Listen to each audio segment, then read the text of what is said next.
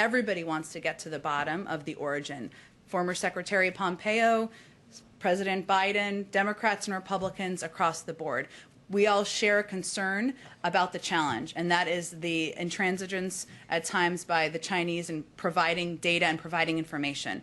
We share agreement on that. We all want to get to the bottom of what happened here. And you mentioned Dr. Fauci. There have been these emails that have come out through a FOIA request that make it seem like we knew that he had his hands full at the time trying to figure out what to do.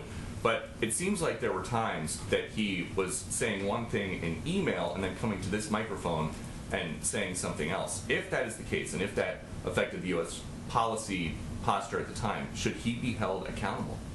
Well, I've talked a little bit about Dr. Fauci, and Dr. Fauci has been out doing several interviews himself and answering questions on these emails and questions that you all may have. Dr. Fauci is a renowned public servant.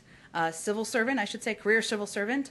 He's overseen management of multiple global health crises, and the attacks and attacks launched on him are certainly something we wouldn't stand by. I understand there's interest in the emails. He's answered a lot of questions on the emails. I don't think I'm going to have much more to add on them from here. Do you think the attacks are political against Dr. Fauci?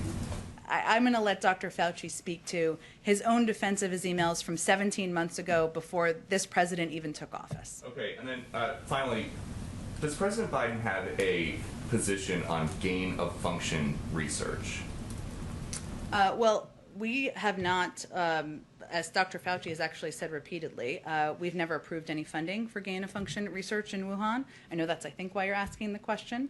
I believe some may have been approved, or there was funding approved during the prior administration. There's a framework, I should say. This is not meant to be a criticism of funding and how it's approved through different NIH programs, but I would send you to them to give more of an explanation of the funding mechanisms. And just since you mentioned Dr. Fauci again, can you imagine any circumstance where President Biden would ever fire him?